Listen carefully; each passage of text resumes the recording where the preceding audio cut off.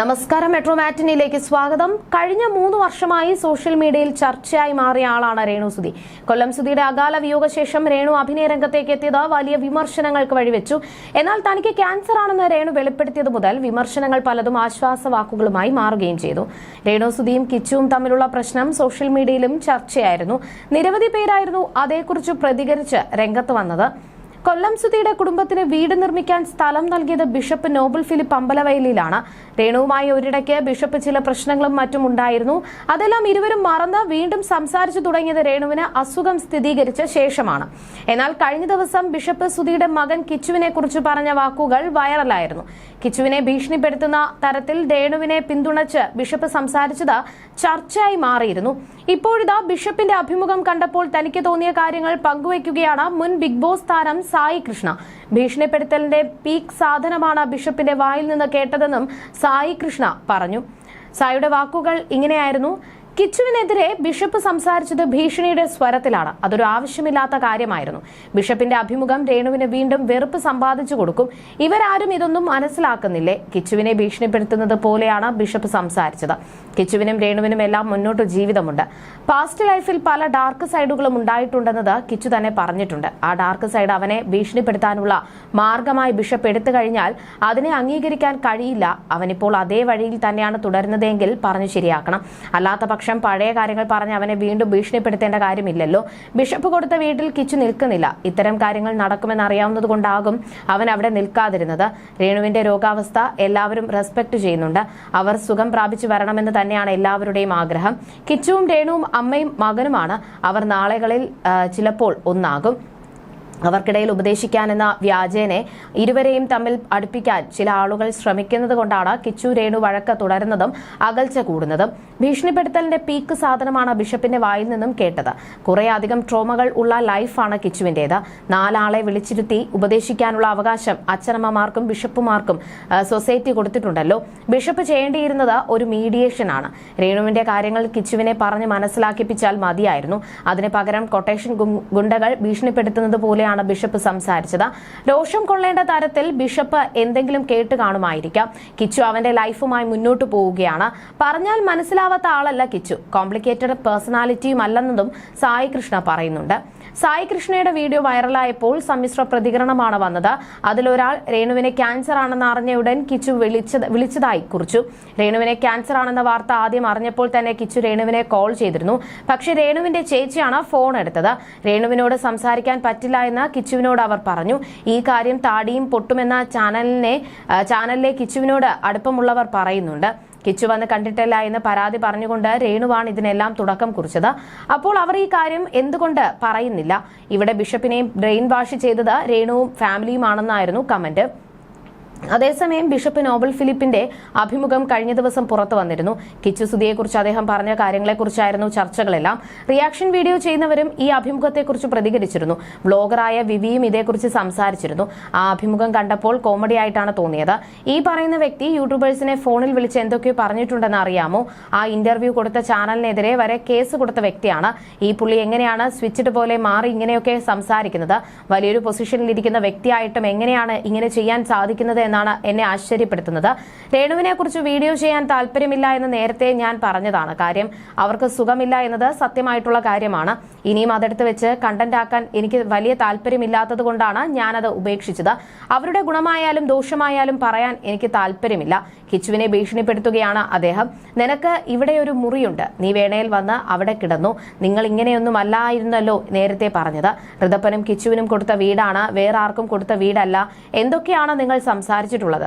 നിങ്ങൾ പറഞ്ഞതും അയച്ചതും സംസാരിച്ചതുമായ കാര്യങ്ങളെല്ലാം എല്ലാവരുടെയും കയ്യിലുണ്ട്. തങ്കച്ചനാണ് പാതിരാത്രി പോയി കിച്ചുവിനെ സ്റ്റേഷനിൽ നിന്നും ഇറക്കിയത്. അങ്ങനെ എന്തെല്ലാം പറഞ്ഞിരിക്കുന്നു. അച്ഛൻ ഇങ്ങനെ സംസാരിക്കുന്നത് കേൾക്കുമ്പോൾ മനസ്സിലാവുന്നില്ല ഒന്നും. ഒരു പുരോഹിത സ്ഥാനത്തിരിക്കുന്ന വ്യക്തിക്ക് പറ്റിയ പണിയല്ല ഇത്. ആ ഒരു രീതിയിൽ മുന്നോട്ട് പോവുക. രേണു സുധി കിച്ചു ലൂപ്പിൽ കിടന്ന് കറങ്ങുന്നത് എന്തിനാണെന്ന് മനസ്സിലാവുന്നില്ല. വസ്തു കൊടുക്കാനുള്ളത് കൊടുത്ത് അത് നിങ്ങൾ ചെയ്തത് നല്ല കാര്യം. രേണുവിന്റെ വീട്ടിൽ പോയി പ്രാർത്ഥിച്ചതൊക്കെ നല്ല കാര്യം. രോഗിയായിരിക്കുന്നവരോട് ശത്രുത വെച്ച് പുലർത്തുന്നത് ശരിയല്ലല്ലോ. നീ സഹായിക്കണമെന്ന് ഞാൻ ആവശ്യപ്പെടുന്നില്ല. അനേകരുടെ സഹായം കൊണ്ടാണ് നീ ഈ അവസ്ഥയിലെത്തിയത്. ദൈവത്തെ വിളിച്ച് ശാന്തമായിട്ട് ജീവിക്കാനാണ് നിന്നോട് പറയാനുള്ളത്.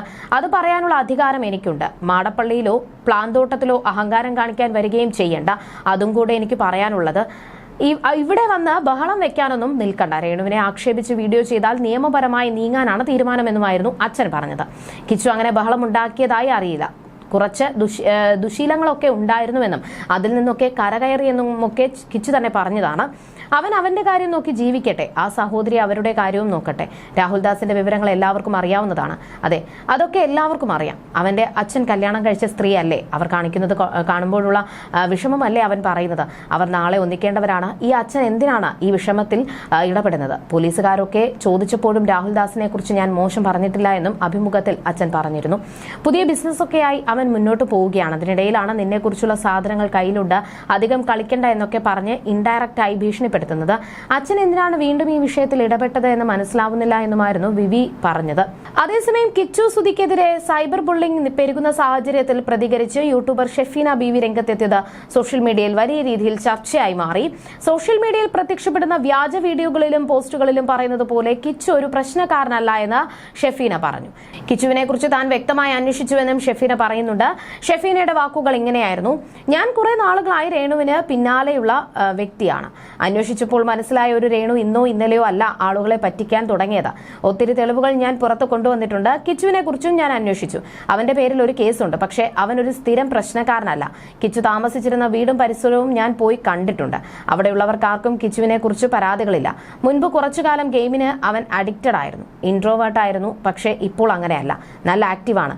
നാളെയെ പറ്റി നല്ല ചിന്തയുള്ള കുട്ടിയാണ്. അവനെ പറ്റി കുറ്റം പറയുമ്പോൾ കിട്ടുന്ന അക്സെപ്റ്റൻസിന് വേണ്ടിയാണ് ഇപ്പോൾ ചിലർ കിച്ചുവിനെ കുറ്റം പറയുന്നത്.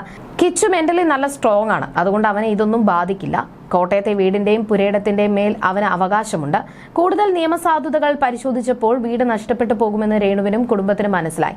അതുകൊണ്ടാണ് കിച്ചുവിനെ രേണുവും കുടുംബവും അപകീർത്തിപ്പെടുത്തുന്നത്. കിച്ചുവിന് ജനപിന്തുണയുണ്ട്, രേണുവിനും കുടുംബത്തിനും അതില്ല. സുധി ജീവിച്ചിരുന്ന സമയത്തും അയാൾ അധ്വാനിച്ചിരുന്നത് മുഴുവൻ ഈ കുടുംബത്തിന് വേണ്ടിയാണ്.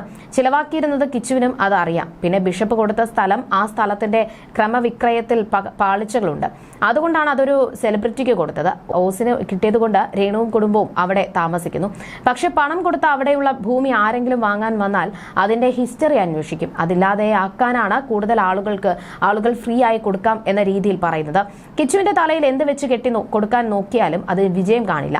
ഹെലനോസ് പാട്ടയ്ക്ക് വന്ന പോലൊരു കേസാണ് കിച്ചുവിന്റെ പേരിലുമുള്ളത്. പക്ഷേ കേസായത് ആ വണ്ടി ഇടിച്ചതുകൊണ്ടാണ്, അല്ലെങ്കിൽ ഇത്രത്തോളം അത് വിസിബിൾ ആകില്ലായിരുന്നു. സുധിയുടെ ചേട്ടന്റെ വീട്ടിൽ പെൺകുട്ടികളുണ്ട്. പെങ്ങന്മാർക്കൊപ്പം തന്നെയാണ് അവൻ വളരുന്നത്. അല്ലാതെ സ്ത്രീകളെ കാണുമ്പോൾ മോശമായ ഒരു ചിന്തയും ആ കുട്ടിക്ക് വരില്ല. രേണുവിനെ സുധി സ്വീകരിച്ചത് കിച്ചുവിനെ കയ്യിലെടുത്തത് കൊണ്ടാണ്. അമ്മയായി കിച്ചുവിന് മുന്നിൽ അഭിനയിച്ച് സുധിയുടെ പ്രീതി രേണു നേടി. കിച്ചുവിനും രേണുവിന്റെ അന്നത്തെ പെരുമാറ്റം ഇഷ്ടമായിരുന്നു. ഇന്നും സ്വന്തം കുഞ്ഞിന് ഒരു ഗ്ലാസ് വെള്ളം തിളപ്പിച്ചു കൊടുക്കാൻ രേണുവിന് അറിയില്ല. ഏതു നേരവും സുധി എന്ന് പറഞ്ഞ് നടക്കുന്ന രേണുവിന് സുധിയുടെ അമ്മയോട് അടുപ്പമില്ല. സുധിയുടെ ബന്ധുക്കളെല്ലാം കൊല്ലത്തുണ്ടല്ലോ. ആ കുടുംബവുമായി യോജിച്ചു പോകാൻ രേണുവിന് കഴിയുന്നില്ലല്ലോ. സുധി ഏറ്റവും സ്നേഹിച്ചിരുന്നവർക്ക് ആർക്കും രേണുവിനെ ഇഷ്ടമല്ല. ജോലിക്ക് പോകേണ്ട പഠിക്കാനാണ് കിച്ചുവിനോട് വല്യച്ഛൻ പറയുന്നത്. അയാൾ ഉത്തരവാദിത്വമുള്ള രക്ഷിതാവായതുകൊണ്ടാണ് അങ്ങനെ പറയുന്നത്. ആ കുട്ടിയുടെ ഭാവിയെക്കുറിച്ച് ചിന്തിക്കുന്നു. ഞാൻ വാ തുറന്നാൽ നിന്റെ ഭാവി പോലും നഷ്ടപ്പെടുമെന്ന് പറയുന്ന രേണു ഒരു അമ്മയാണോ? ഋതുൽ വലുതായി കഴിയുമ്പോൾ രേണുവിന് എല്ലാത്തിനും തിരിച്ചടികൾ കിട്ടുമെന്നും ഷെഫീന ബീവി പറഞ്ഞു. കൊല്ലം സുധിയുടെ വിയോഗത്തിന് ശേഷം കുടുംബത്തിൽ പലവിധത്തിലുള്ള അഭിപ്രായ വ്യത്യാസങ്ങളും തർക്കങ്ങളും നിലനിന്നിരുന്നു. എങ്കിലും അത് ഇത്രത്തോളം പരസ്യമായ ഒരു പോരിലേക്ക് നീങ്ങുന്നത് ഇതാദ്യമായാണ്. കിച്ചുവിന്റെ വീഡിയോയ്ക്ക് പിന്നാലെ രേണുവിന്റെ ഭാഗത്ത് നിന്ന് ഇത്തരമൊരു കടുത്ത പ്രതികരണവും വെളിപ്പെടുത്തലുകളും വന്നതോടെ സോഷ്യൽ മീഡിയയിൽ ഇപ്പോൾ ഒരു പക്ഷത്തും പിന്തുണയേറുകയാണ്. ഈ വിഷയവുമായി ബന്ധപ്പെട്ട് ഇരുവർക്കും അനുകൂലമായും പ്രതികൂലമായും നിരവധി ചർച്ചകളാണ് ഇപ്പോൾ നടക്കുന്നത്. You're watching me on metromatney.com. metromatney.com. Subscribe for more videos. Subscribe here for more videos. Subscribe now. Thank you.